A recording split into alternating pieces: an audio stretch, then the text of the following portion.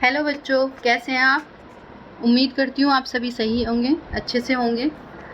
तो आप अभी जो हम एनसीईआरटी का सॉल्यूशन लेके चल रहे थे, आज उसी के कंटिन्यूएशन में ये सेकंड चैप्टर जो था ज्योग्राफी का पहला चैप्टर, और हम कह सकते हैं कि 10th क्लास का सेकंड चैप्टर, तो उसी के कंटिन्यूएशन में इसका आज हम जो फोर्थ पार्ट है वो कंप्लीट करने जा रहे हैं। अब तक हम इस चैप्टर के 3 पार्ट कंप्लीट कर चुके हैं। 3 पार्ट में काफ़ी सारे जो टॉपिक कवर हो चुके थे। हमने संसाधन के बारे में पढ़ा, विकास के बारे में पढ़ा, उस संसाधनों के विकास के बारे में पढ़ा, फिर संसाधन नियोजन के बारे में पढ़ा, संसाधनों का फिर संरक्षण, ये सारे टॉपिक हम अब तक कवर कर चुके हैं।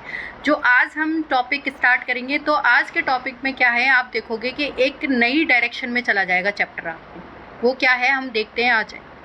आइए, भू संसाधन की अब तक हमने जो कवर किया था वो ये देखा था कि संसाधन क्या होता है, और जो संसाधनों का डेवलपमेंट, उनका नियोजन, उनका संरक्षण, ये सारी चीज़ें कवर करी थी। लेकिन अब हम एक पर्टिकुलर जो संसाधन है उसके बारे में पढ़ रहे हैं। क्यों, अब आने वाले हम 2-3 जो संसाधन हैं, जो मेन हमारे संसाधन है, उनके बारे में पढ़ेंगे। जैसे आपका वाटर हो गया, आपका जो लैंडफिल हो गया, और यहाँ आप और भी बाकी चीज़ें जैसे सॉइल हो गया, इन सब के बारे में हम इसमें पढ़ेंगे। तो जो सबसे पहले हम रिसोर्स ले रहे हैं वो है भू संसाधन।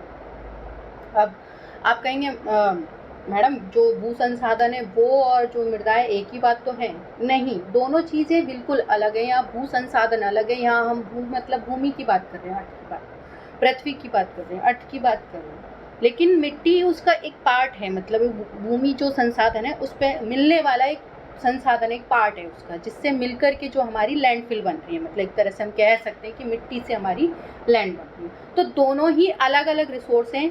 आज जो हम कवर करेंगे वो सबसे पहले कवर करेंगे भू संसाधन, कि भू संसाधन क्या होता है। तो बच्चों, ये जो चैप्टर है इसमें जो अब ये संसाधन आने वाले हैं, तो इनको ध्यान से सुनना, क्योंकि कुछ जो संसाधन हैं, रिसोर्स हैं, उनको आपको बहुत ही केयरफुली सुनना पड़ेगा और समझना पड़ेगा। कई बार इनसे क्वेश्चन, लेंथी क्वेश्चन बनते हैं, और हम क्या करते हैं, इनको ध्यान से पढ़ते नहीं है, और फिर हम वहाँ पे क्या करते हैं, मिस्टेक कर जाते हैं। देखो, लेंथी क्वेश्चन का आप ये मत समझना कभी भी कि उसे रट के और कराओगे आप मार्क्स स्कोर कर लोगे, बिल्कुल नहीं होगा। लेंथी क्वेश्चन का ये कि आप बड़े क्वेश्चन तब तक आप अच्छे से नहीं लिख पाएंगे जब तक से आप उस चीज़ को समझ नहीं पाओगे, क्योंकि रटी हुई चीज़ तो एक टाइम में आके आप भूल जाओगे, लेकिन जो चीज़ समझी है उसको तो आप खुद के अपनी लैंग्वेज में बना के लिख सकते हो ना। उसमें कोई लिमिटेशन नहीं होगी वर्ड की, लेकिन जहाँ आप रटोगे वहाँ वर्ड्स की लिमिटेशन होगी। और जो आपके लेंथी क्वेश्चन होते हैं, 5 मार्क्स वाले क्वेश्चन होते हैं, उसमें तो आपको काफ़ी कुछ एक्सप्लेन करना होता है। तो आप उसी चीज़ को ध्यान में रखते हुए इन जो एनसीईआरटी है इसको ध्यान से सुनिए। आप जब वीडियो देखें तो आप बुक लेके ज़रूर बैठे। मैं आपको ये फर्स्ट वीडियो से कहते आ रही हूँ कि जब भी आप पढ़ने बैठें या मेरा वीडियो देखने बैठें तो प्लीज़ बुक लेके ज़रूर बैठें, जिससे कि जो मैं बताऊं वो अंडरलाइन भी करते जाएं और आप उन पर फोकस करते चले जाएं। ठीक है, तो आइए कंटिन्यू करते हैं। भू संसाधन, भू संसाधन मतलब भूमि संसाधन। हम भूमि पर रहते हैं और इसी पर अनेक आर्थिक क्रियाकलाप करते हैं, कि जो हम लैंड है, ज़मीन है, भूमि है, उस पर हम रह रहे हैं, और इसी पे जितनी भी सारी एक्टिविटी हैं वो इसी पे करते हैं हम, चाहे वो इकोनॉमिकली हो या कोई और हो। तो अनेक जो आर्थिक क्रियाकलाप हम इसी पे, भूमि पे ही करते हैं। अब देखो, कोई हवा में तो हम नहीं रह रहे ना। ये जब हम रिसोर्स की बात कर रहे हैं, भूमि है, तो इसकी इम्पोर्टेंस भी तो है ना, कि जो हम इस पे बहुत सारी एक्टिविटी, जो इकोनॉमिक एक्टिविटी है वो सारी इसी पे तो होती हैं। ज़मीन है, अब घर है, घर कोई हवा में तो नहीं बना हुआ, हमारा घर ज़मीन पे तो बना हुआ। हम रोड है उस पर भी चल रहे, तो वो कहीं वो हवा में तो रोड नहीं बन गया, वो भी तो जो सड़क है आपकी वो लैंड पे ही तो बनी हुई है। अब कोई भी चीज़ लो वो लैंड से ही रिलेट है। तो इस पे हम बहुत सारी जो आर्थिक क्रियाकलाप करते हैं, और विभिन्न रूपों में इसका उपयोग करते हैं। कि हम कई टाइप्स में क्या है, भूमि का उपयोग करते हैं, चाहे हम घर बनाने में कर रहे हैं, एग्रीकल्चर करने में कर रहे हैं, या फिर आप कोई सड़क बनाने में कर रहे हैं, या फिर और कोई भी जैसे इंडस्ट्री लगाने में, फैक्ट्री वगैरह लगाने, किसी भी एक्टिविटी में, बहुत सारी एक्टिविटियों में हम इसका यूज़ करते हैं, उपयोग करते हैं। देखो, अभी जो चीज़ें हैं उनको ध्यान में देखते हुए, सुनते हुए जाना, कि जैसे आपसे भू संसाधन का यूज़ पूछ लेगा, तो ये कोई रटने जैसी तो चीज़ है नहीं। मैंने आपको बहुत पहले से कहते आ रही हूँ कि जब भी आप कोई टॉपिक पढ़ो, चैप्टर पढ़ो, या एसएसटी है, एसएसटी को हमेशा अपनी जो लाइफ है उससे रिलेट करके पढ़ते चले जाओ, आपको बहुत इजी हो जाएगा याद करना। समझना बहुत ईजी हो जाएगा। तो क्या मुझे ये चीज़ें आपको समझाने की ज़रूरत है कि मतलब जो लैंड है उसका क्या यूज़ है? आप खुद से बैठ के सोचो और आपको बहुत सारी चीज़ें, एक्टिविटी याद आ जाएंगी कि क्या क्या चीज़ें हैं। हम घर कहाँ बना रहे हैं? लैंडफिल पे बना रहे हैं ना। हमारी इंडस्ट्री कहाँ लगा रहे हैं? लैंड पे। स्कूल, कॉलेजेस वगैरह, कुछ भी जो भी है आपके ऑफिस वगैरह सारे कहाँ हैं? अर्थ पे ही तो हैं।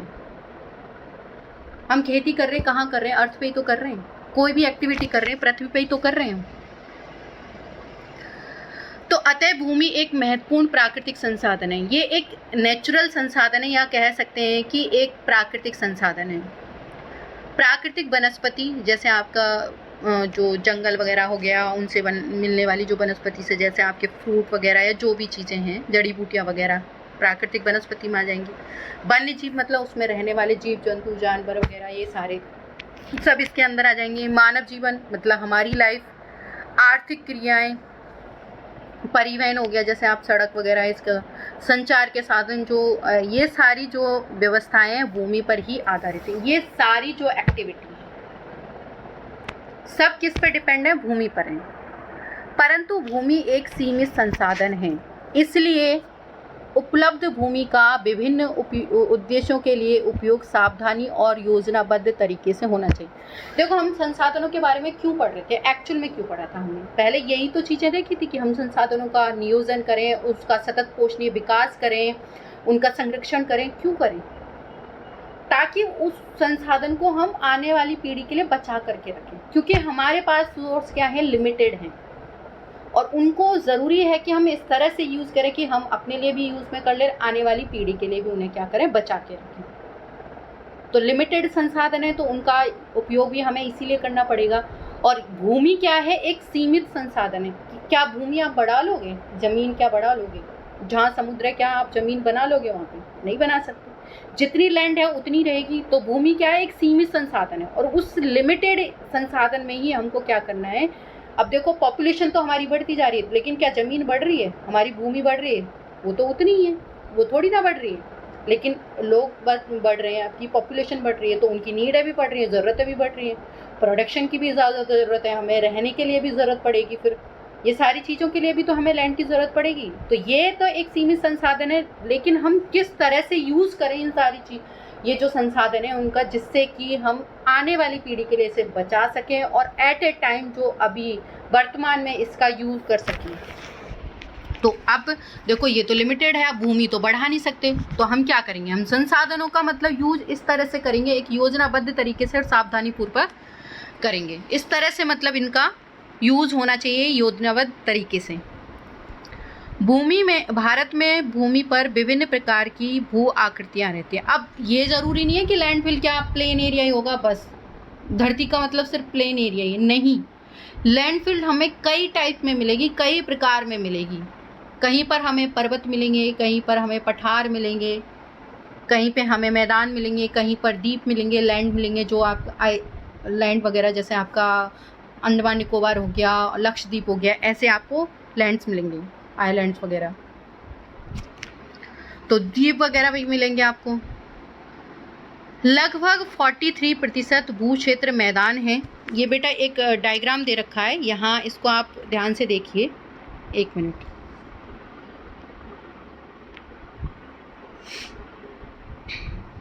ये डायग्राम दे रखा है यहाँ पे। ये जो आपका 43% है, ये तो आपका क्या आ रहा है? ये सारा आपका है मैदान एरिया। मतलब ये पूरी पिक्चर एक अर्थ की है, पृथ्वी की है, उसमें हमने डिस्ट्रीब्यूट किया हुआ है कि कितना तो अर्थ मतलब जो प्लेन एरिया है उसका एरिया है, और कितना हमारे यहाँ पर्वत हैं, और कितने हमारे यहाँ पठार हैं। तो ये देखो, जो 43% वाला ये वाला जो एरिया है, ये तो हमारा क्या हो गए? मैदान हो गए, सबसे ज़्यादा मैदानी है। उसके बाद आ जाते हैं हम 30% में, आपका क्या है? पर्वत कवर कर रहे हैं, जो पर्वत हैं वो 30% है, और जो 27% है वो हमारे क्या है? पठार है। पर्वत और पठार, इन दोनों में थोड़ा सा अंतर है। आप कह सकते हो कि जो आपके जो पर्वत होते हैं वो क्या होते हैं? आपके ये आपके ट्रायंगल शेप में होते हैं, जैसे आपके इस टाइप से कुछ ऐसे, सॉरी एक मिनट रुको, जो आपके पर्वत हैं ये आपके जैसे पर्वत हैं, ठीक है। तो पर्वत आपके जैसे इस टाइप से, कुछ इस टाइप से और ऐसे होंगे, मतलब ऐसे जिगजैग, मतलब ट्रायंगल शेप में होंगे, ठीक है। लेकिन जो आपके जैसे आप पठार की बात हो रही है, यहाँ प्लेटो की बात हो रही है, तो प्लेटो ऐसे जैसे मतलब ऊपर का जो आपका एरिया है, ये वाला जो सरफेस है, ये वाला, ये प्लेन मिलेगा। और इसकी हाइट आपकी जो पर्वत से है कम मिलेगी। इसकी हाइट, किसकी? पर्वत, पठार की हाइट भी कम होगी, और दूसरा ये ऊपर से सपाट होगा आपका, ठीक है। ये आपको यहाँ पर परसेंटेज दिखा रखा है, ये डायग्राम आप देख लीजिएगा बेटा, ठीक है। वापस आ जाते हैं अब हमारे टॉपिक पे। तो यहाँ आपके 43% तो भू क्षेत्र पर मैदान हैं, जो अब वो मैदान हम किस किस काम में लेते हैं? खेती भी हम मैदान में करते हैं, मैदान मतलब जो मैदानी प्लेन एरिया होता है उसमें, और यहाँ पर हमने फैक्ट्रियाँ भी लगा रखी हैं, उद्योग के विकास के लिए भी ये सुविधाजनक हैं। पर्वत पूरे भू क्षेत्र के 30% भाग पर विस्तृत है, और जो पर्वत हैं वो कितने, पूरी जो भू क्षेत्र है उसके 30% भाग पर क्या हैं? आपके पर्वत हैं। वे कुछ बारहमासी नदियों की प्रवाह को सुनिश्चित करते हैं। देखो यहाँ पर दो नदियों की बात आएंगी, एक तो मौसमी जो नदियाँ होती हैं, एक बारहमासी नदियाँ। आप 9th क्लास में भी पढ़ चुके हैं इनके बारे में, जब हमने स्थलाकृतियों के बारे में पढ़ा था। जो आपकी 9th क्लास की जो ज्योग्राफी थी, वहाँ पर हमने फिजिकल ज्योग्राफी के बारे में पढ़ा था, जैसे भारत के आकार और स्थिति।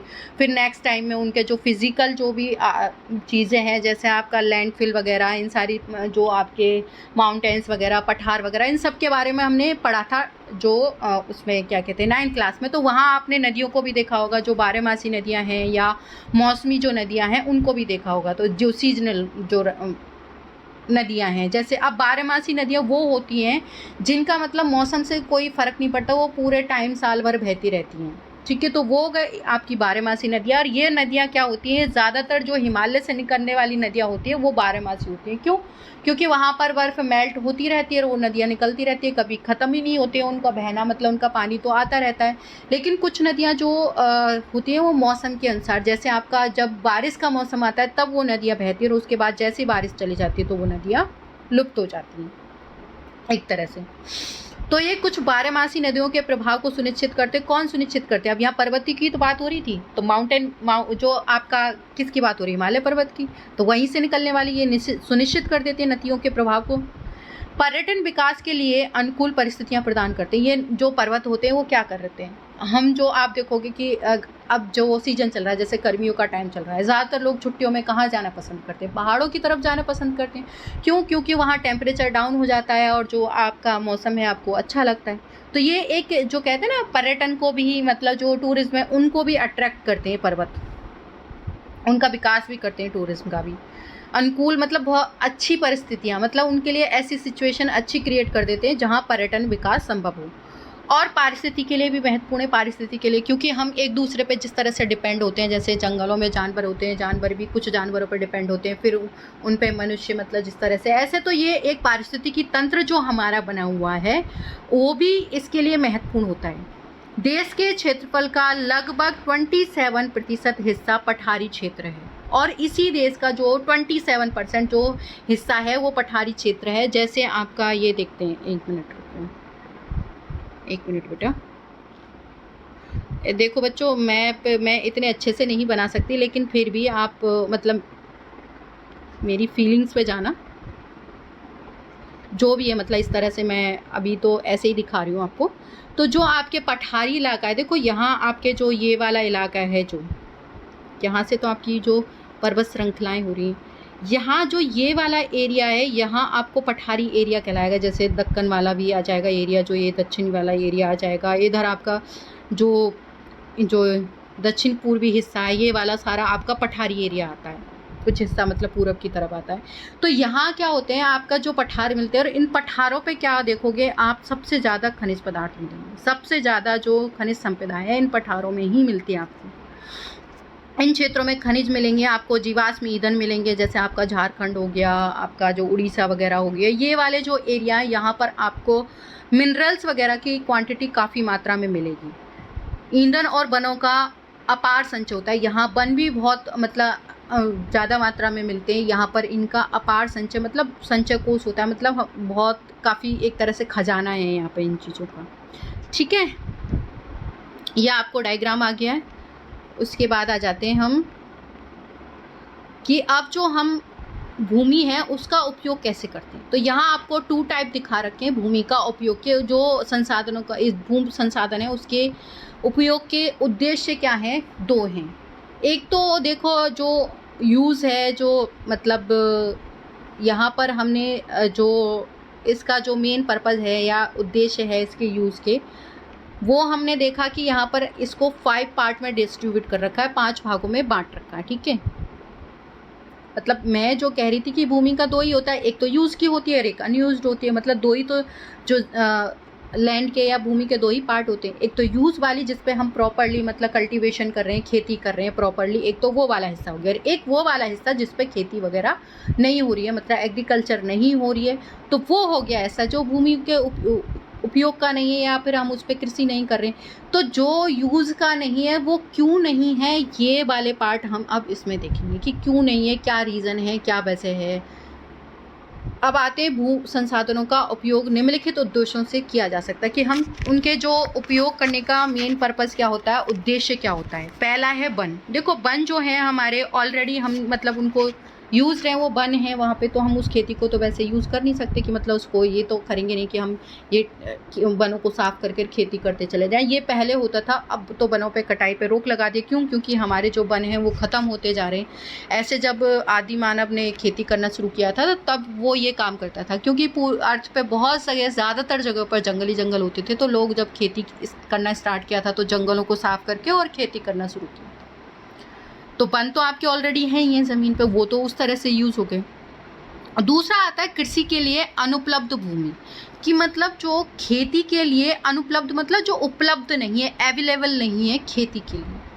तो वो भूमि कौन सी है जिस पे खेती नहीं की जा रही है, उसके लिए अवेलेबल ही नहीं है। तो उसमें भी आपको 2 टाइप है, कि ऐसे 2 तरह की ज़मीनें हैं या जो भूमि है जो हम खेती के लिए उपयोग में नहीं कर रहे हैं।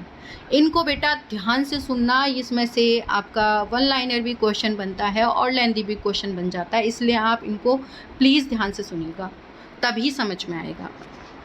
पहला है बंजर तथा कृषि अयोग्य भूमि, की एक भूमि तो ऐसी है जिस पे हम मतलब जब बंजर ज़मीन है जिस पर हम खेती कर ही नहीं सकते, मतलब ऐसा है जिस पे कुछ उग ही नहीं सकता, जैसे रेगिस्तानी एरिया है और वहाँ तो आप कल्टीवेशन कर ही नहीं सकते। क्यों नहीं कर सकते? क्योंकि वो उगता ही नहीं है, उसमें कुछ होता ही नहीं है, भूमि बंजर है। अयोग्य मतलब उसमें मतलब हम खेती किसी वजह से नहीं कर पा रहे हैं, या तो कोई घर वगैरह बने हुए हैं, कोई और रीज़न है, मतलब एक तरह से ऐसी भूमि जिस पर हम पैदावार नहीं कर सकते। दूसरा है गैर कृषि परियोजना में लगाई गई। अब ये जो भूमि है वो वैसे बंजर वगैरह नहीं है, लेकिन क्या है, वो कुछ ऐसी एक्टिविटियों में इन्वॉल्व है, या कह सकते हैं कि ऐसी एक्टिविटियाँ उस पर हो रही हैं, ऐसे कामों में लगी हुई है जिस पे हम खेती नहीं कर सकते। जैसे आपने देखा होगा जो इमारतें हैं, बिल्डिंग वगैरह बनी हुई हैं, अब उनके बीच में जैसे कई बार कुछ लोगों की मतलब थोड़ी बहुत बीच में जैसे कभी लैंडफिल बची हुई होती है, किसी का प्लॉट है या क्या है, बाउंड्री कर दिया और उसको ऐसे ही छोड़ दिया, और उस पर बीच में आप ट्रैक्टर ले जाके खेती तो नहीं करोगे ना, वो तो ऐसी पड़ी रहेगी, क्योंकि बिल्डिंगों के बीच में आप जाके खेती तो नहीं करोगे। दूसरा, या फिर उस पर घर बन रखा है तो अब घर तोड़ के आप उस पर खेती तो करने वाले हो नहीं, तो उन पर इमारतें बनी हुई है। या सड़क है, आप सड़क पर खेती करना शुरू थोड़ी ना कर दोगे, सड़क तो अब बन गई उस ज़मीन पे, अब वो तो सड़क के यूज़ में आ रही है। जहाँ फैक्ट्रियाँ वगैरह लग रखी हैं, अब वहाँ पे भी आप खेती नहीं कर सकते, वो ज़मीन किसके काम आ रही है, वो फैक्ट्रियों के काम आ रही है। तीसरी जो भूमि का यूज़ का जो उद्देश्य है, एक तरह से हम देखेंगे कि जो परती भूमि के अतिरिक्त अन्य कृषि अयोग्य भूमि। परती भूमि का मतलब क्या होता है बेटा? परती का मतलब होता है कई बार जो भूमि है वो खाली पड़ी रहती है, जिस पर खेती वगैरह नहीं करते, वो खाली छोड़ दी जाती है। उस भूमि के अलावा अन्य जो कृषि अयोग्य भूमि होती है वो क्या होती है? तो एक तो हो गया स्थायी चारागाह या अन्य गोचर भूमि, कि कई बार क्या होता है जैसे कुछ गाँव में कई सालों से मतलब खेती नहीं हो रही है, या फिर वो किसी एक की ज़मीन नहीं है, मतलब जैसे किसी इंडिविजुअल की नहीं है, गवर्नमेंट की है, कुछ है, तो उस पर कुछ भी नहीं हो रहा, तो वो ऐसी खाली पड़ी है और उस पर घास वगैरह उग जाती है। तो ये वो एक क्या है, परमानेंटली चारागाह बन जाते हैं, मतलब जानवरों के खाने के चारागाह, या फिर कहीं पर जानवरों को चराने के लिए ये परमानेंटली चारागाह बना दिए जाते हैं कि अब यहाँ क्या है, जानवर चारा खाएंगे। तो वो तो अब खेती में यूज़ नहीं हो रही, वो तो उनके लिए यूज़ हो रही है चारागाहों के रूप में, या अन्य गौचर मतलब जहाँ गाय वगैरह चरने का काम करते हैं, ऐसी भूमि जहाँ पर सिर्फ चारागाह वगैरह इस चीज़ के लिए यूज़ हो रही है। तो ऐसी भूमि में भी खेती नहीं कर पा रहे हैं हम, क्योंकि वो भी एक तरह से खाली पड़ी है। हालांकि वो यूज़ हो रही है, वहाँ पर जानवर वगैरह चारा खा रहे हैं, लेकिन वो खेती में तो यूज़ नहीं हो रही है। दूसरा है विविध वृक्ष, जैसे कई बार आपने देखा होगा जगह जगह पेड़ वगैरह लगे हुए होते हैं, मतलब एक तरह से हम उनको जंगल भी नहीं कह सकते, लेकिन जो थोड़ी सी खाली जगह होती है, आपने गांव में देखा होगा कई बार, या आपने यहीं आपके शहरों में भी आप देखोगे कुछ ज़मीनें ऐसी पड़ी होती हैं जिसमें कहीं ऐसी पेड़ उगाते हैं, तो वो ना तो आप खेती में यूज़ कर सकते हैं उनको, और ना ही वो किसी काम की हो रही, मतलब वहाँ पे पेड़ उगाते हैं, वृक्ष फसलें जो जहाँ पर पेड़ होते हैं, मतलब ऐसी उपवन जहाँ पर जो बागान वगैरह, जैसे आपके पार्क वगैरह हो गया, अब वो क्या है, उनमें तो आपने ऐसे फूल लगा दिए, पार्क में तो ऐसे पौधे लगा दिए, वो कोई खेती थोड़ी हो रही है, लेकिन वो पार्क बन गए एक तरह से, मतलब तो उपवन वगैरह ऐसी जो ज़मीनें, अब आपने देखोगे बड़े बड़े पार्क होते हैं शहरों में, और वो इतनी सारी ज़मीनें सिर्फ पार्कों में जा रही है, वहाँ पर खेती तो हो नहीं रही, सिर्फ कहाँ पार्क वगैरह ऐसी चीज़ों में यूज़ हुई। तो उपवनों के अधीन भूमि जो शुद्ध बोए गए क्षेत्र में शामिल नहीं है। देखो यहाँ शुद्ध बोया गया क्षेत्र वो क्षेत्र होता है जहाँ पर प्रॉपरली खेती की जा रही है, उसको हम क्या कहते हैं, शुद्ध बोया गया क्षेत्र। हालांकि वहाँ पर एक तरह से आप देखोगे उपवन वगैरह है, वहाँ पर पेड़ लगे हुए हैं, वो यूज तो हो रही है एक तरह से, अब पेड़ों में फल भी आते हैं कई बार, उपवन में वो फूल वगैरह आ रहे हैं, हालांकि ऐसी लैंड फिल है, लेकिन वो शुद्ध बोए गए क्षेत्र में नहीं आएगी, क्योंकि वहाँ पर प्रॉपरली खेती नहीं हो रही है। जो अगला पॉइंट है वो है आपको ऐसी ज़मीन जो कृषि योग्य बंजर भूमि, जहाँ 5 से भी अधिक वर्षों से खेती ना की गई हो। मतलब एक ऐसी ज़मीन, ऐसी बंजर भूमि कहेंगे जिसमें मतलब हमें पता है उसमें मतलब फसल पैदा हो सकती है, लेकिन 5 सालों से यूज़ ही नहीं हुई है, वो किसी काम में ही नहीं आई है, तो हम उसे बंजर भूमि कह देते, क्योंकि 5 साल से अधिक साल हो गए हैं उसको पड़े हुए एक तरह से। हालांकि अगर आप उस पर खेती करना चाहो तो हो सकती है, लेकिन हमने क्या किया, उनको यूज़ ही नहीं किया, 5 साल से ऐसी पड़ी हुई हैं। तो ऐसी ज़मीनें कब होती हैं, जैसे कुछ लोग होते हैं जैसे अपनी गांव में ज़मीनें छोड़कर शहरों की तरफ चले जाते हैं, तो उनके कोई करने वाला नहीं होता है, या कुछ और वजह होती है, तो उस वजह से वो खेती नहीं कर पाते। वैसे आप शहरों में देखोगे लोग अपने जो प्लॉट वगैरह खरीद कर पटक देते हैं, वो कई सालों तक ऐसे ही पड़े हुए होते हैं, वो खेती वगैरह में भी यूज़ नहीं हो रहे होते। तो ऐसे कई सालों से, मतलब 5 साल से अधिक वर्षों में जो खेती नहीं की गई है, ऐसी भूमि, ठीक है। तो अब ये हमने जो 4 टॉपिक इसके कवर कर लिए हैं कि इसमें जो कृषि अयोग्य भूमि में कौन कौन से आ सकते हैं। तो देखो बेटा, ये रटने जैसी चीज़ नहीं है, अगर आपने समझा होगा कि कौन सी ज़मीन जो है खाली पड़ी हुई होती है, तो वो आप लिख सकते हो। तो वो जो खाली पड़ी है वो कृषि अयोग्य तो भूमि है, हम कृषि योग्य तो उसे मानेंगे जिस पर प्रॉपरली कृषि हो रही है। जो 4th टॉपिक है वो आपका है पड़ती भूमि। पड़ती मतलब मैंने आपको बताया था जहाँ पर कई सालों से मतलब खेती नहीं हो रही है, खाली पड़ी हुई ज़मीन है, उसको हम पड़ती भूमि कहते हैं। तो अभी 5 साल का तो हो गया, उसको तो हमने काउंट कर लिया बंजर भूमि में, क्योंकि 5 सालों से उस पर कोई खेती नहीं हो रही है। लेकिन कुछ ज़मीनें ऐसी भी तो होती हैं जो मतलब आपका एक तरह से कह सकते हैं 2 या 3 साल के लिए खाली पड़ी हों और उसके बाद स्टार्ट कर दी जाए, तो उसको हम किस में काउंट करेंगे। पहला आता है कि वर्तमान पड़ती, जहाँ पर एक कृषि वर्ष या उससे कम समय से खेती ना की गई हो, मतलब 1 साल या उससे कम साल में खेती ना की गई हो, ऐसी भूमि, उसे हम क्या कहेंगे, वर्तमान, मतलब एट ए टाइम या प्रेजेंट टाइम की पड़ती भूमि। वो 1 साल या उससे भी कम, मतलब 1 साल से ऊपर होगी तो वर्तमान नहीं कहलाएगी, वर्तमान कहलाएगी जो या तो 1 साल या उससे कम। दूसरी है वर्तमान पड़ती भूमि के अतिरिक्त अन्य पड़ती भूमि या पुरातन भूमि कहेंगे, मतलब वर्तमान पड़ती भूमि के अलावा जो और है, जो 1 साल से लेकर के और आगे के साल कवर करती है, उसे हम पुरातन पड़ती भूमि कहेंगे, जहाँ मतलब 1 से 5 वर्ष तक खेती ना की गई हो, मतलब उसके बीच का जो एरिया आएगा, टाइम पीरियड आएगा वो। अगली जो पांचवा जो टॉपिक है आपका है शुद्ध निवल बोया गया क्षेत्र। तो अब यहाँ उस भूमि की या उस लैंडफिल की बात होगी जहाँ पर प्रॉपरली कृषि की गई है, या कौन सा ऐसा एरिया आएगा, क्षेत्र आएगा, उसको हम क्या कहेंगे, शुद्ध बोया गया क्षेत्र। तो वो भूमि कौन सी होती है, तो वह भूमि जिस पर फसलें उगाई व काटी जाती, कि मतलब ऐसी भूमि जिस पर फसल पैदा भी कर रहे हैं हम और उसको हम काट भी रहे हैं, वह शुद्ध बोया गया क्षेत्र कहलाता है। तो बेटा इसको अंडरलाइन भी कर लेना, कई बार ये 1 मार्क्स में पूछ लिया जाता है कि शुद्ध बोया गया जो निवल क्षेत्र है वो क्या कहलाता है। तो आप उसमें लिखेंगी सीधा जीता कि ऐसा एरिया जहाँ पर, 1 मिनट,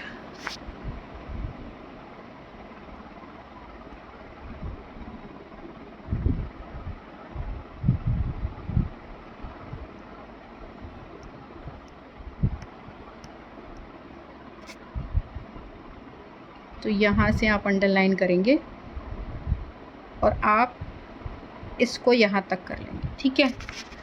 तो कौन सा शुद्ध निवल या बोया गया क्षेत्र में आएंगी, तो ऐसी भूमि जहाँ पर फसलें उगाई व काटी जाती हैं वो शुद्ध बोया गया क्षेत्र कहलाता है या निवल क्षेत्र कहलाता है, ठीक है। अब एक कृषि वर्ष में एक बार से अधिक बोए गए क्षेत्र को शुद्ध बोए गए क्षेत्र में जोड़ दिया गया है, कि मतलब एक वर्ष या उससे अधिक वर्ष में जो क्षेत्र में बोया गया है उसको भी हम इसमें क्या कर देते हैं, ऐड कर देते हैं। तो ये हमारा सकल कृषिगत क्षेत्र कहलाता है। सकल कृषिगत, जैसे हमने कहा ना, सकल घरेलू उत्पाद के हम जो भी हम एक्टिविटी, जो प्रोडक्शन में जो हमारा योगदान दे रहे हैं वो हमारे पूरे देश का सकल घरेलू उत्पाद होता है कि हमने कितना प्रोडक्शन किया। वैसे ही अब अगर हम इसके बोया हुआ एरिया जोड़ देते हैं तो वो हमारे किस में आ जाएगा, सकल कृषिगत क्षेत्र में आ जाएगा, वो कहलाता है, ठीक है।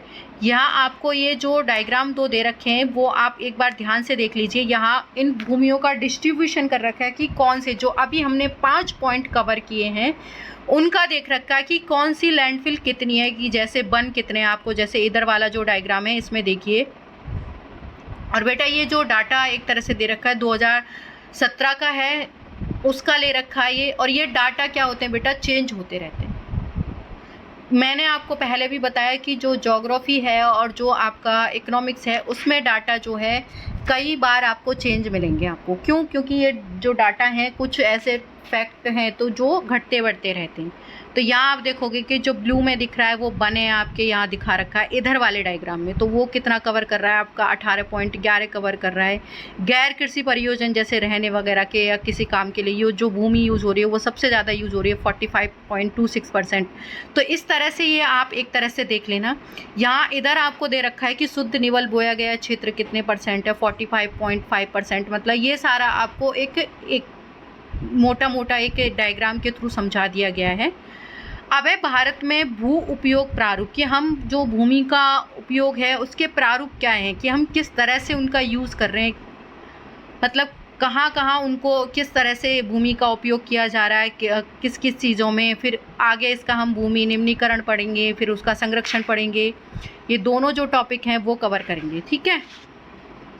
तो हम आ जाते हैं अब आपका टॉपिक भारत में भू उपयोग प्रारूप, कि भारत में जो भूमि का उपयोग है वो किस तरह से किया गया है, मतलब उसका प्रारूप क्या है। तो भू उपयोग को निर्धारित करने वाले तत्वों में भौतिक कारक, जैसे कि मतलब जो हम भूमि का उपयोग कर रहे हैं उनको निर्धारित करने में हम पहले भौतिक कारक को लेते हैं। जैसे हमारी भू आकृति कैसी है, मतलब वहाँ पर्वत है, पठार है, या आपका जो मैदानी एरिया है वो।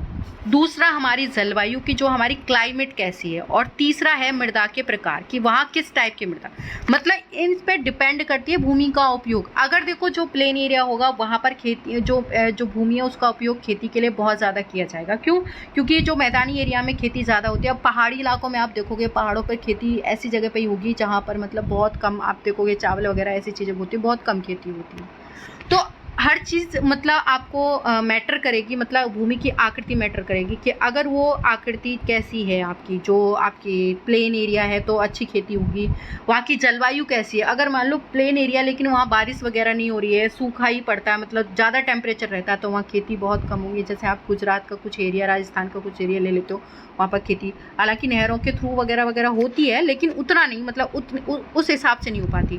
मृदा का टाइप की, मतलब किस टाइप की मृदा है, मतलब रेतीली मृदा है जिसमें पानी की जो कंसिस्टेंसी है वो बहुत कम होती है, मतलब वो बहुत ज़्यादा मतलब पानी उसमें एक तरह से हम कह सकते हैं कि नमी की मात्रा नहीं होती है। तो कैसी मृदा है, मतलब चिकनी मिट्टी है क्या, उसमें कम पानी में ही आप देखोगे कि अच्छे से फसल हो जाती है उस टाइप से। तो कि भूमि जो मृदा का टाइप है वो कौन सा है। और कुछ चीज़ें ऐसी भी हैं जो मानव कारक भी हैं, जैसे वहाँ की पॉपुलेशन वगैरह, जो जनसंख्या घनत्व कैसा है कि वहाँ पर ज़्यादा, क्योंकि हमें मजदूर वगैरह की नीड पड़ती है, तो वहाँ की जनसंख्या कम है या ज़्यादा है, घनत्व कितना है। प्रौद्योगिकी क्षमता, मतलब वहाँ पे टेक्नोलॉजी वगैरह कैसी यूज़ कर रहे हैं, उसके हिसाब से भी आपको खेती इस पर डिपेंड करेगी। वहाँ की संस्कृति कैसी है, कल्चर कैसी है, वहाँ की परंपराएं। तो ये सारी चीज़ें एक्टिविटी, या कह सकते हैं कि ये सारे तत्व इसमें इंक्लूड हैं कि इन्हीं के बेस पे हम क्या करते हैं, भूमि का उपयोग करते हैं। भारत का कुल भौगोलिक क्षेत्रफल, ये तो आपको पता होगा कि जो हमारा एरिया है या क्षेत्रफल है वो कितना है, 32.8 लाख, इतना ही है। ना तो ये कभी घटेगा ना ये बढ़ेगा, ये इतना ही रहेगा, लाख वर्ग किलोमीटर है। परंतु इसके 93% भाग के ही भू उपयोग आंकड़े उपलब्ध हैं कि अभी तक जो हमारा एरिया जितना है, जो 30.8 लाख वर्ग किलोमीटर में हम फैले हुए हैं, उसका सिर्फ 93% भाग ही हम भूमि के उपयोग के आंकड़े हमारे पास उपलब्ध हैं। और जो हमारे 7% जो आंकड़ा है, जो भूमि है, उसका हमें आंकड़ा ही उपलब्ध नहीं है कि वो किस यूज़ में आ रही है भूमि, क्योंकि पूर्वोत्तर प्रांत में असम को छोड़कर अन्य प्रांतों के सूचित क्षेत्रों के बारे में जानकारी उपलब्ध नहीं है। कि हमें जो इधर वाले जो आप देखोगे कि जो एरिया है उनकी हमें जानकारी नहीं है। क्यों? क्योंकि कुछ एरिया जो चाइना वगैरह आप देखोगे कि इनमें मतलब कवर हो रहा है, कभी वो अधिकार कर रहे हैं या इस तरह से, तो हमें प्रॉपर उसके बारे में जानकारी नहीं है। तो इसलिए हमें सिर्फ 93% का ही पता है, और वो असम को छोड़कर अन्य जो स्टेट हैं उनके बारे में हमें पता ही नहीं। इसके अलावा जम्मू और कश्मीर में पाकिस्तान और चीन अधिकृत जो क्षेत्र हैं उसकी भूमि का उपयोग हम इस सर्वेक्षण में नहीं लेंगे, मतलब इसमें हम उसको इंक्लूड नहीं कर रहे हैं। जो कश्मीर का और जम्मू एंड कश्मीर का जो पाकिस्तान ने भी जो कब्जा कर रखा है वो, और चीन वाला एरिया, उसको हमने इसमें इंक्लूड नहीं किया है। स्थायी चारागाहों के अंतर्गत भी भूमि कम मतलब भूमि कम हुई है। एक मिनट रुको, सॉरी बेटा, यहाँ से कंटिन्यूएशन में इधर ही आ जाते हैं, ठीक है।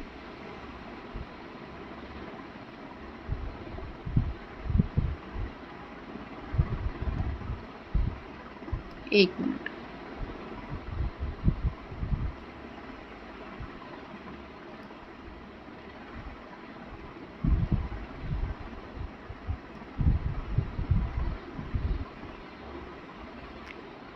शायद यही होगा।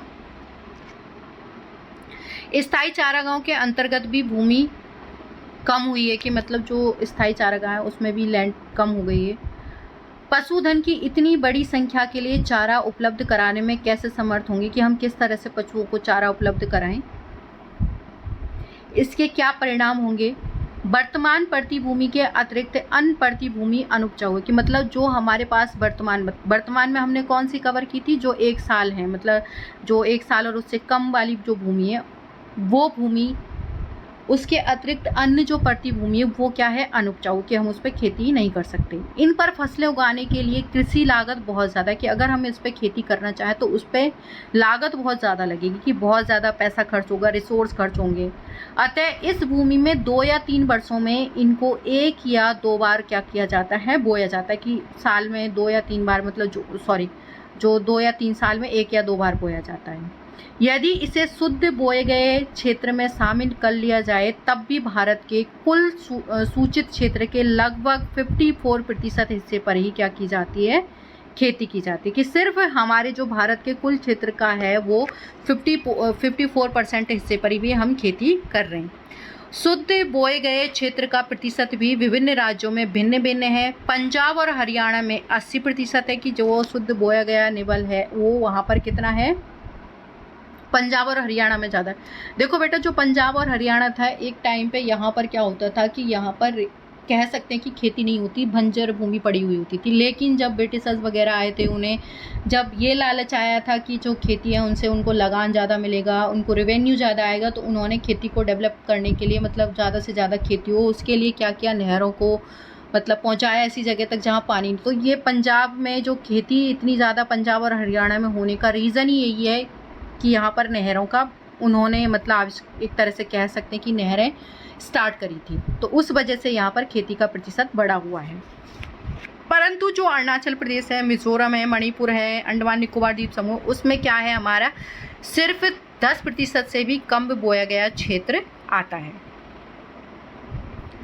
हमारे देश में राष्ट्रीय वन नीति जो हमारे, बेटा इसको अंडरलाइन कर लेना, क्योंकि ये वन लाइनर में क्वेश्चन बहुत बार पूछा जाता है। आपका जो ये क्वेश्चन है कि जो राष्ट्रीय वन नीति कब निर्धारित की गई थी, तो ये क्वेश्चन वन लाइनर में हमेशा या तो आपको फर्स्ट टर्म में पूछ लेगा या मेन एग्जाम में, जो भी आपका फाइनल एग्जाम है उसमें पूछ लेगा। इन क्वेश्चनों को ज़रूर पूछता है कि यहाँ वनों के अंतर्गत कितना जो % है भौगोलिक क्षेत्र आता है। एक तो 33 आएगा, और दूसरा राष्ट्रीय वन नीति हमारी कब निर्धारित की गई थी, तो 1952 में हमारी राष्ट्रीय वन नीति निर्धारित जो की गई थी। ठीक है, निर्धारित वनों के अंतर्गत 33% भौगोलिक क्षेत्र वांछित है, कि यहाँ हमारी जो वन नीति बनाई गई थी 1952 में, उसके अकॉर्डिंग वनों का जो एरिया है कितना कवर हो रहा था, 33%, जिसकी तुलना में वनों के अंतर्गत क्षेत्र काफ़ी कम है। कि मतलब जिसकी अगर हम कंपैरिजन करें तो वहाँ पर जो क्षेत्र है वो वनों का वो बहुत कम है। वन नीति द्वारा निर्धारित यह सीमा पारिस्थितिकी संतुलन बनाए रखने के लिए क्या है, आवश्यक है। कि जो अगर हम वन नीति बनाएं और जो संतुलन बनाए, जो पारिस्थितिकी संतुलन बनाए रखने के लिए ये क्या नीति अगर हम कहें तो ये बहुत कम है, और उसके लिए हमें वनों का मतलब बढ़ाना पड़ेगा। वन क्षेत्र के आसपास रहने वाले लाखों लोगों की आजीविका इस पर निर्भर करती है। कि जो वन में रह रहे हैं, जैसे आपके आदिवासी वगैरह हो गए, या उसके आसपास रहने वाले लाखों लोगों की जो आजीविका, हम कह सकते हैं एक तरह से लाइफ आजीविका क्या है, कि जिस पर जीवन जीने के लिए जो भी हम काम करते हैं वो, तो आजीविका किस पर डिपेंड है, वनों पर डिपेंड है। वो उसके आसपास रहने वाले उन्हीं से रिलेटेड एक्टिविटी करेंगे, जैसे फ्रूट बेचना है, कुछ और भी काम है जो भी है। भू उपयोग का एक भाग बंजर भूमि और दूसरा गैर कृषि परियोजन में लगा है। मतलब एक भाग तो हमने किस में लगा दिया, ऐसा भाग है जो बंजर भूमि है, जो यूज़ की नहीं आ रही है, और दूसरा हमने कौन से कामों में लगा रखा है, जो कृषि प्रयोजन में उपयोग में जो लाई जा रही है, जो गैर कृषि प्रयोजन में, जैसे हमने घर बना रखे हैं, इंडस्ट्री बन रखी है, स्कूल है, सड़क है, कुछ और भी है, तो इन कामों में भी हमने भूमि को यूज़ कर रखा है काफ़ी को। बंजर भूमि में अब हमारे आगे जैसे पहाड़ी चट्टानें या सूखी और मरुस्थलीय जो भूमि है वो शामिल हो जाती है। कि बंजर भूमि कहाँ कहाँ, पहाड़ी जो चट्टानी है वहाँ पर है, जहाँ सूखा है, मरुस्थल है, वहाँ शामिल है। अब गैर कृषि परियोजन में लगाई गई जो भूमि में जो बस्तियाँ आ गई, आपकी सड़कें आ गई, रेल लाइन आ गई इत्यादि, ये सभी इसमें शामिल हैं। लंबे समय तक लगातार भूमि संरक्षण और प्रबंधन की अवहेलना करने एवं लगातार भू उपयोग के कारण भू संसाधन का क्या हो रहा है, निम्नीकरण हो रहा है। देखो, अगर हम इसी तरह से लगातार जो इतने सालों से हम भूमि का उपयोग कर रहे हैं, मतलब भू संरक्षण और प्रबंधन की अवहेलना कर रहे हैं, मतलब उनको नकार रहे हैं, हम उनको ध्यान ही नहीं दे रहे पर कि भूमि का हम संरक्षण करें, सुरक्षा करें, उनकी प्रबंधन करें, कि इस तरह से यूज़ करें जिससे सभी के लिए यूज़ में हो जाए, वो उनको हम इग्नोर कर रहे हैं। उसकी वजह से जो भूमि का हम लगातार इस तरह से यूज़ कर रहे हैं, ये जो भू संसाधन है उसका क्या हो रहा है, निम्नीकरण हो रहा है, मतलब नुकसान पहुंच रहा है। या तो वो अनुपजाऊ हो रही है जिसमें हम खेती योग्य नहीं बची है, या कोई और जो रीज़न है उस वजह से वो उस पर खेती हम नहीं कर पा रहे हैं। इस कारण समाज और पर्यावरण के लिए ये गंभीर आपदा आ सकती है, गंभीर प्रॉब्लम हो सकती है। अब है भूमि निम्नीकरण और संरक्षण के उपाय, कि हम किस तरह से भूमि का संरक्षण कर सकते हैं और उसके उपाय क्या हैं। ठीक है, तो जिस तरह से हमने देखा कि संसाधनों का संरक्षण जरूरी है, उनका जो नियोजन है वो ज़रूरी है, तो अब हम एक पर्टिकुलर संसाधन के बारे में भी तो वही बात पढ़ेंगे कि ये इसका संरक्षण जरूरी है। तो हम ये बात देखते हैं कि एक्चुअल में जो भूमि निम्नीकरण है वो क्या होता है, संरक्षण हम कैसे कर सकते हैं उसका। तो भूमि एक ऐसा संसाधन है जिसका उपयोग हमारे पूर्वज करते आ रहे हैं। कि मतलब भूमि एक ऐसा संसाधन है, ऐसा रिसोर्स है जिसका उपयोग जो हमारे पूर्वज हैं वो काफ़ी टाइम से, मतलब हमारे दादा परदादा बहुत टाइम से करते चले आ रहे हैं, मतलब खेती करते चले आ रहे हैं बहुत सालों से। और तथा जो भावी पीढ़ी है, मतलब आने वाली पीढ़ी है, वो भी इस भूमि का उपयोग करेगी। ऑब्वियस सी बात है, जो हमारी आने वाली पीढ़ी है वो भी इसका यूज़ करेगी।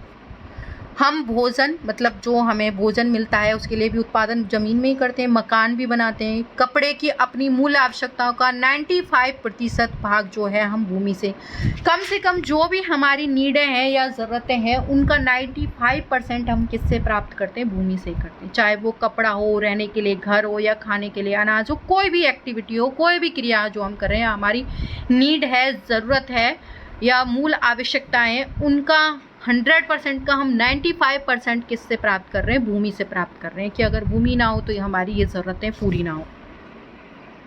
मानव क्रियाकलापों के कारण न केवल भूमि का निम्नीकरण हो रहा है बल्कि भूमि को नुकसान पहुंचाने वाली प्राकृतिक ताकतों को भी बल मिल रहा है। देखो, हमारी जो एक्टिविटी है, जो मनुष्य की जो क्रियाकलाप है, उनकी वजह से क्या हो रहा है? जो भूमि का निम्नीकरण हो रहा है कि मतलब भूमि को हार्म पहुंच रहा है, भूमि का टूटना फूटना, कटना या बह के जाना या फिर मतलब उसका अनुपजाऊ हो जाना, ये सारी क्रियाएं किसी मनुष्य की वजह से हो रही है। उससे क्या हो रहा है कि जो प्राकृतिक आपदाएं हैं उनको क्या है? ताकत मिल रहा है। वो इसके लिए मतलब, और जैसे अगर हमने भूमि का यूज़ किया, जैसे हम अधिक चारागाह बना देते हैं, तो जो पशु होते हैं इनके खुरों से क्या है? मिट्टी टूटती फूटती है, फिर वो हवा के थ्रू या बाढ़ के थ्रू चली जाती है। आप देखोगे कि आप खनन करते हो, उससे क्या है? लैंडस्लाइड वगैरह हो रही है।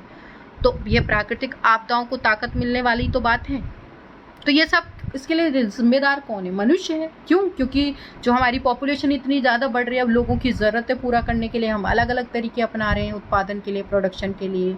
कहीं पर जंगलों को साफ कर रहे हैं, कहीं घर इतनी मंजिलों के बना रहे हैं, और भी बहुत सारी एक्टिविटियाँ हम कर रहे हैं। इस समय भारत में लगभग 13 करोड़ हेक्टेयर भूमि निम्नीकृत है। निम्नीकृत मतलब जो खराब हो चुकी है, मतलब जो उसका टूटना फूटना या उसको नुकसान पहुंचना। तो ये कितनी है? लगभग 13 करोड़। देखो, डाटे की मैं बार बार कह रही हूँ कि जो डाटा है वो चेंज होता रहता है। किसी की बुक पुरानी होंगी, उसमें डाटा कुछ और होगा, नईयों में कुछ और होगा।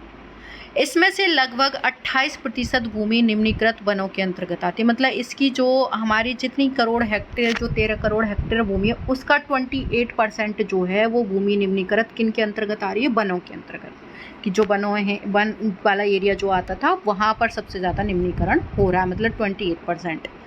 जो 56% क्षेत्र है वो जल अपर्दित, मतलब जो जल के द्वारा ही भूमि का अपर्दन हो रहा है, जैसे जल के द्वारा मिट्टी का बाहर का मतलब ले जाना, उससे भी तो भूमि का निम्नीकरण हो रहा है। और जो शेष जो क्षेत्र है वो किससे हो रहा है? लवणीयता और क्षार की वजह से, कि वहाँ नमक की मात्रा और ये सारी क्षार की मात्रा बढ़ती जा रही है, इस वजह से भी वो अनुपजाऊ होती जा रही है। क्योंकि जिस ज़मीन में आप देखोगे कि लवण की मात्रा अधिक हो जाएगी, नमक मतलब एक तरह से नमक को ही कहते हैं, तो उसकी जो मात्रा है वो ज़्यादा हो जाएगी, सोडियम की जो आपकी मात्रा बहुत ज़्यादा हो जाएगी, तो वहाँ पर क्या है? भूमि अनुपजाऊ हो जाएगी, वहाँ पे आप फसल नहीं उगा पाओगे। कुछ जो मानव क्रियाएं, जैसे हम क्या कर रहे हैं? वनोन्मूलन कर रहे हैं। वनोन्मूलन मतलब वनों को काटना, जो साफ करना एक तरह से, मतलब जला देना, या कुछ और भी जो वनोन्मूलन, वनों को हानि पहुंचाना, नुकसान, उसकी वजह से भी क्या हो रहा है? नुकसान पहुंच रहा है। आपका जो भूमि का निम्नीकरण हो रहा है, जिससे क्या होगा? जैसे पेड़ कटेंगे, उससे क्या होएगा? जो पेड़ होते हैं वो जो मिट्टी की जड़ें हैं, उसको मिट्टी से जड़ें उसको रोके हुई होती है मिट्टी को, लेकिन जहाँ से पेड़ कट गया तो वहाँ से क्या हुआ? मिट्टी नरम पड़ गई, हो गया, पानी के द्वारा बहाकर या किसी और के द्वारा बहाकर लाई जा रही है, वहाँ से उससे का उपजाऊपन खत्म हो गया, तो ऑब्वियस सी बात है उस पर कोई काम की भी नहीं है वो खेती। कई बार अति पशुचारण, जो अभी मैं एग्जाम्पल दे रही थी कि पशुओं के जो पैर होते हैं वो बहुत हार्ड होते हैं, उनसे भूमि टूटती है, फिर क्या होते हैं? वहाँ जो मिट्टी की लेयर है वो एक जगह से दूसरी जगह पर चली जाती है उड़ के, तो वो भूमि का उपजाऊपन खत्म हो जाता है, तो उस वजह से भी वो क्या है? भूमि का निम्नीकरण हो रहा है। कई बार हम खनन भी कर रहे हैं, जैसे हम खनिज पदार्थ निकालने के लिए या ऐसे गड्ढे खोद के छोड़ देते हैं, मतलब खनन करने के लिए, और बहुत गहराई तक खोदते चले जाते हैं, उससे भी भूमि का निम्नीकरण हो रहा है। भूमि के निम्नीकरण में मुख्य भूमिका इन सारी चीज़ों ने या इन एक्टिविटियों ने निभाई है।